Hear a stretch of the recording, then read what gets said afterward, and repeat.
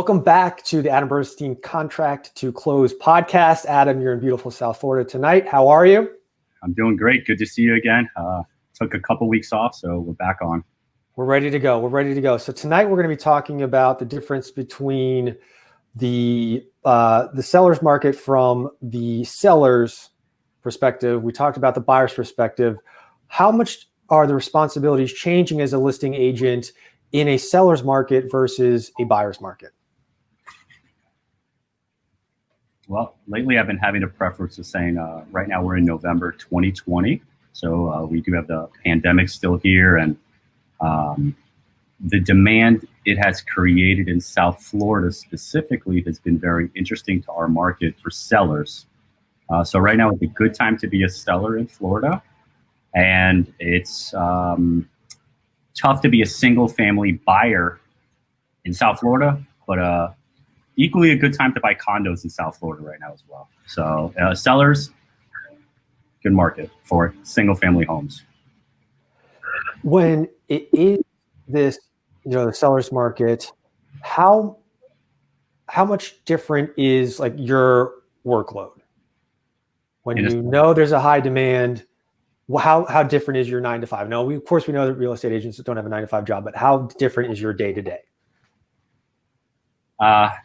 Thankfully, my day-to-day stays the same. I've been doing this 20 years. So I've seen these markets already. This is my second time, and I'm a lot more seasoned now. So with that being said, it's always good to be in a seller's market because there's demand and it makes it easier to sell your listings. It's tough to be a buyer, sometimes a first-time home buyer in that market, but my responsibilities stay the same. We're here to do the best job for our sellers, market the property correctly, find that buyer, schedule timings, to correspond with maybe them moving. Like today, I just got a clear to close on a beachfront condo, and I'm selling it to a listing that I have, another condo where that lady is moving to Naples. So that's a lot of timelines to put together. So that's where your real experience comes in this type of market. A lot of moving parts. So speaking about experience, I have seen agents brag on social media about how quickly they've gotten a listing sold, how many offers they've gotten. And really that's a byproduct of the market, not necessarily the listing agent's ability. What differentiates a good agent from a great experienced agent in this type of market? So good question. So the word bragging is actually close to my heart because that I study from this guy Naval right now, and bragging is not something that I'm comfortable with. Unfortunately, social media has forced me to show my personal life on the camera to keep up with competition and the direction that everything is heading. So with that being said, social media is good as a tool to list your properties and market for buyer opportunities all over the world. So I find that to be a good thing. Along with the experience comes things that I do with is artificial intelligence and algorithms and working CRMs and really using social media the right way to promote my listings and both to drive buyers and to drive sellers. But I was taught old school from an older teacher who taught me, and I got my real estate license. Shout out to Gold School of Real Estate in South Florida. But anyway, I had this cool teacher, who's an older guy. This business was different back there. And he said, he who has the listing has the gold in real estate, which means that it's always better to have the listing than to work sometimes with the buyers. I work with everybody, buyers, sellers. I took that to the next level. You're in this world every day. You've been in a bidding war before. The client, even if this is their third or fourth home, they're not dealing with bidding wars every day. They don't know what that's like. How do you manage their expectations with here's offer 1, here's offer 2, here's offer 3, here's offer 4? Well, I'm going through that same experience simultaneously with buyers who are losing deals, and I'm seeing the sellers capitalize on a seller's market. So A contract is a contract is a contract is a contract. We need to do the things that we need to do for a contract. So on a seller side, we want to make sure that if it's financing, there's an appraisal contingency. So that means that a bank has to make an appraisal on the property. If you're a cash buyer, usually you waive a lot of those contingencies. So we need to manage those expectations on a seller and evaluate the contract honestly the best way. I always say you put your best foot forward with a contract. It's giving somebody something that is emotional to them possibly, and you always want to represent yourself the best way without insulting them, but still getting the deal. You currently have multiple listings in a seller's market. Is there any sort of pushback from a potential new client who says, you've got too much on your plate right now, you're not going to be able to help me sell my listing as fast as possible for the best price? Thankfully, with Equity Advisor team and Adam Bursztein, we don't have to worry about that, sir. We got a good team. That's why it's the Equity Advisor team. Equity in your house. We advise. My team helps. And that's how it all comes together. Equity Advisor team is EAT. We all have to eat together. It's also the name of Ellen Ashton, my children, and Trudy, my wife, EAT. So you're in good hands with me. I try to manage all those things, and I learn, and I just learned from another agent. Every deal you learn something. You can't. So every deal honestly brings a different. We should have finished that bathroom before we listed it. Yesterday I was selling an apartment. There was no washer dryer. The sellers put a washer dryer in. We went to do the home inspection. They never hooked up the water hoses. Yesterday I had water in an apartment. So you're constantly learning every day, and then you hope to just do better, because you can be proactive. Have you found that, families who maybe they have a new child on the way, or one child has gotten too old, or they're looking to upgrade, are they looking for the same thing? Are they looking for trying to sell this home at the best price so they can go find the next purchase? Or is it, we just got to sell this as fast as possible and we got to move on? You're seeing both scenarios. So mostly for me as a relocation specialist, I see a lot of inbound traffic now with COVID and people being able to work more remotely. That's on the rise. Everybody wants more space right now. Second homes, the definition of second homes is changing.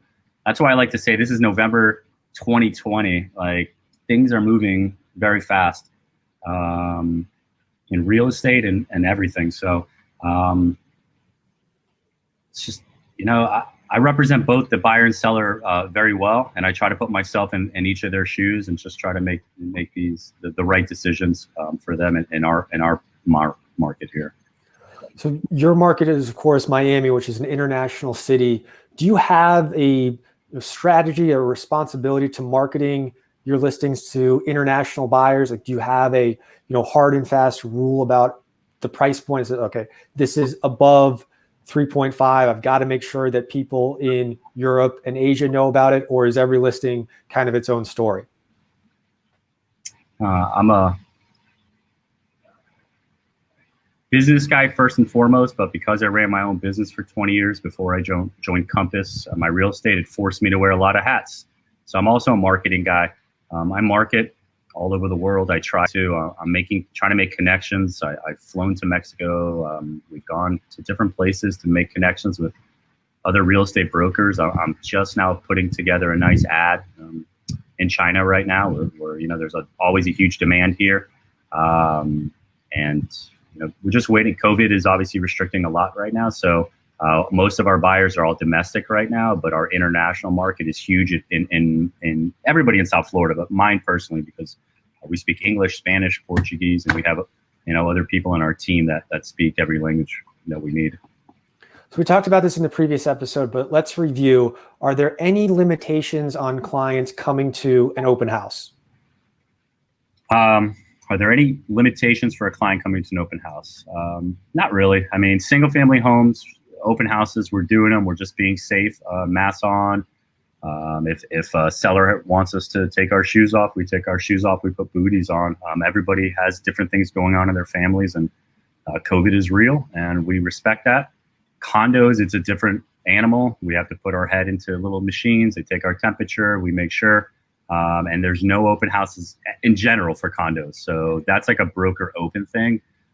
Condominiums is a different lifestyle. So single family homes, in reality, with myself and with other technology, we have the virtual everything now. So, you have the Matterport, which is the dollhouse view. We have walkthroughs. We do drone footage. If I get a client, I have all the latest DJI equipment. So we can make it happen.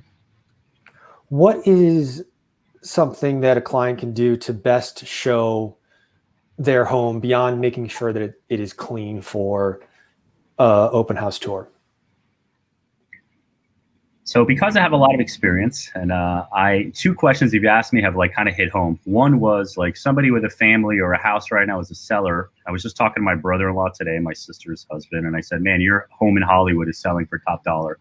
I think she paid around $300,000 many years ago, and she can get around $600,000. I said, now would be a good time for you to sell, but also you're buying at the height of the market. So then I recommended her to rent for a year or two maybe, and then buy a home that's larger and probably for maybe a less, when the market starts to come down a little bit. But if you're relocating, you have to come down, you have to buy the market where it's at. I was going to sell a home to a friend of mine in my neighborhood. And I said, hey, we could sell your house. You're getting top dollar and you're also paying somewhat top dollar for this house that was on the market before. And he said, hey, Adam, I'm selling at the top of the market, so I'm making more money than I thought I would on my property, and I'm buying at a price that I feel fair with. And that was a really aha moment for me as well. So I shouldn't shop with my money for other people, but I also realized two things between my sister and somebody else too. So that was question one. Question two was, sorry, what was your second question? We're gonna have to. So how can you best prepare the home to actually sell when someone's coming through? So I apologize. So many years ago, I have a cousin who lives in New Jersey. Her home wouldn't sell. My mom and I were there for a family visit. We helped her stage her house, basically. We ripped out the old carpet. There was nice hardwood floors. We took out the clutter. She has a lot of kids. And she sold her house in 1 week when we left. So that's what you need to do. And I do that we have staging people. We bring people in. And we help stage, or I just make recommendations. Hey, take down personal photos, get those kids' things organized. We're always willing to help, or we have people that can help do that. How far do you push a client when it comes to staging versus reorganizing their home? It's a very personal matter, to be honest with you. So you got to tread waters lightly. And you just take every client separately, and you just try to make your best advice for selling the fastest. If somebody has a motivation where they want to keep it on the market a little bit longer, or somebody wants to sell it, the small things you could do right away are staging your house, decluttering, organizing. People open up drawers and cabinets, having things looking tight. I've done it myself for my own properties that I've had to sell. I put new grass down. I put flowers outside. You got to be, have a lot of ingenuity to sell a house sometimes when it's not a seller's market. When it's a seller's market, if you want top dollar, you clean it up, you make it look presentable. If you're just looking to sell fast, you could just, So in a seller's market, you can take some maybe shortcuts or not be as diligent as you would be in a buyer's market when there's way more competition inventory wise. Yeah, for sure.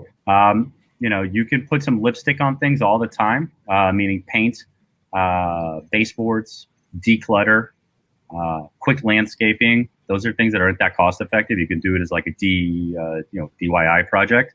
And then if you need to do something quicker, obviously if you have time, it's a kitchen, it's some bathrooms, those things. Have you noticed that staging conversation has been a big part of listing presentations over the last 4 or 5 months? I always talk about staging, always. I'm a detail guy, so I walk into a room. I was taught at a very high level of food dining service, 5-star restaurants, and good quality service. My wife too, Ritz-Carlton. So it's really important when you walk in, the energy's right. Everything's kind of in its place. and it shows well when you open that door. You have one shot when you open the door to make it right, and that's the focus that I try to take. Adam, next week we're going to talk about the different neighborhoods in Miami, but before we let you go, where can we find you on the internet, phone number, email, whatever you want to give out so we can reach out? Best way to do is go to equityadvisorteam.com. That's my website. You can do all your home searches. Leave me your email address. Find me on Instagram at Equity Advisor or at Equity Advisor Team. My phone number is 305-409-7556. You can always call me or text as well. I work 7 days a week. I'm always happy to help. Adam, thanks so much. Look forward to next week. Thank you, sir. Done deal. Okay. Talk to you soon.